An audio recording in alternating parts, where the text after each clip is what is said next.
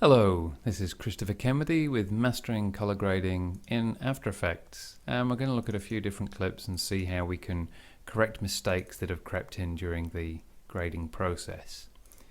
In this original clip, I didn't really like the way the water looked. It looks a bit muddy and flat and white, so I did this correction, which makes it look pleasantly blue all the way through. I like that.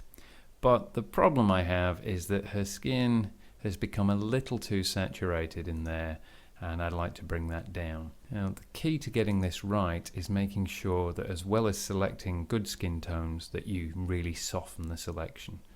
So we'll start by going in, and I'm just going to click single pixel areas so that I can get a good range of skin colors. And now I'll click show preview to see how well we've done. That's not too bad. Let's turn the chroma tolerance up. You see that's selecting the water, so I'll not use that. Turn the luma tolerance up. Again, that water, if we switch to alpha, you can see the water is being selected there. So let's try softening. And then I can bring the luma and the chroma down a little. Now, one of the things about skin, whatever color skin the person has, there's great variation, especially when it's lit. I'm going to reset this because taking those single pixel samples isn't good enough. If you actually look at the huge range of color, there's yellows all the way to dark reds, whites, it's sort of blue on the back of her neck. Down here, it's almost gray. It's such a massive range of colors. So I'm going to go in again and make sure I Alt or Option Shift click to get these wider samples from very varied parts of the skin. If you look over here, you can see we've got a lot of different colors there. Now I'll click on Show Preview. You can see we've got a slightly better range there. I'm going to just push the luma tolerance up. I'm going to switch the preview style to alpha just to see if I've selected the water. Hardly at all. Got some of her hair in there, but it maybe doesn't matter. I'm going to soften this because one of the absolute keys to making color changes on skin look good is that they're soft. But you can see what happens. The softer I make it, the more colors we select. So I can't push that too far. Just bring the luma tolerance right down and push the softness up a little more. Drag the chroma down a little. The usual balancing act, but I'm trying to make sure that what we get in her face is really fully selected.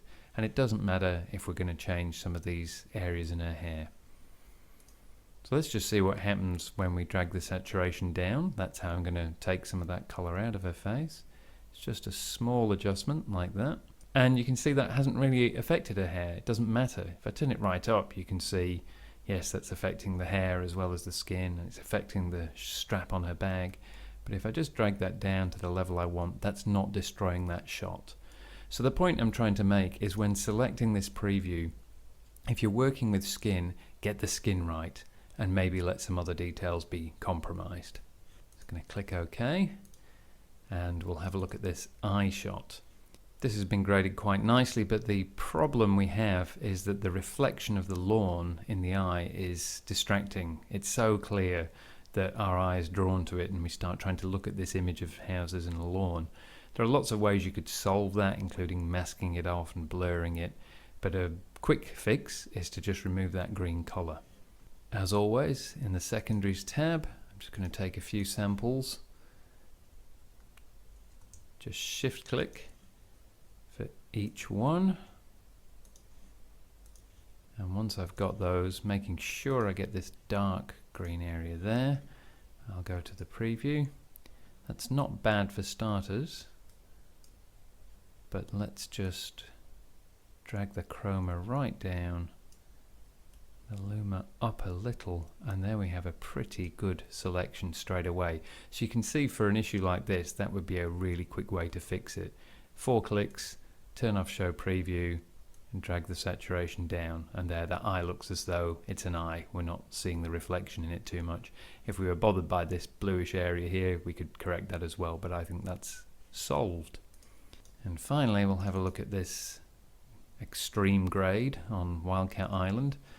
I probably wouldn't really grade something quite this extreme unless it was a music video or somebody had asked me to do it. Let's imagine that I like the color in the sky, but I think the color on the lake has gone a bit too far.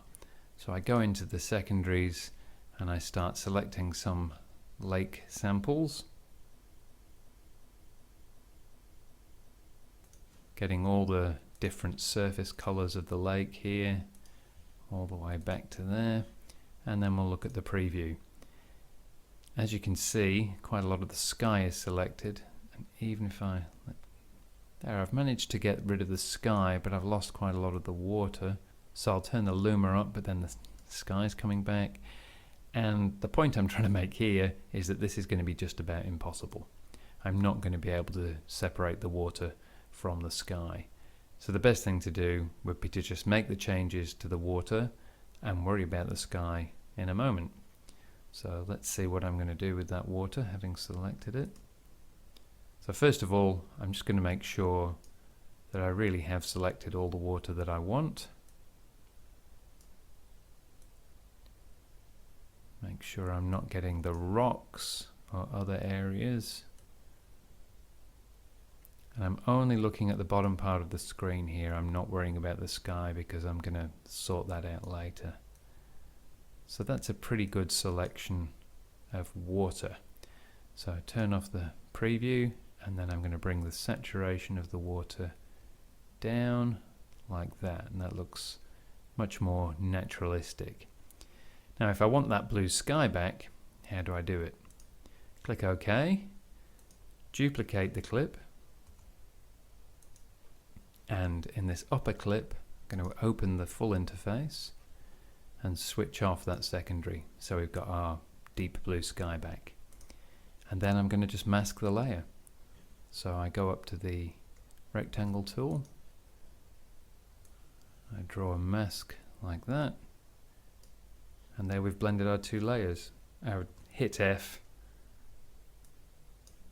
and drag the mask feathering up a little, but that's it. Your shot's essentially done. We have the strange blue sky, but the blue cast has been taken off the water.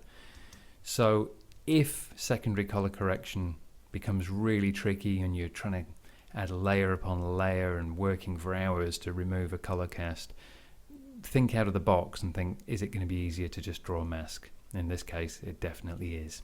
In the next lesson, we'll go even deeper into secondary color correction.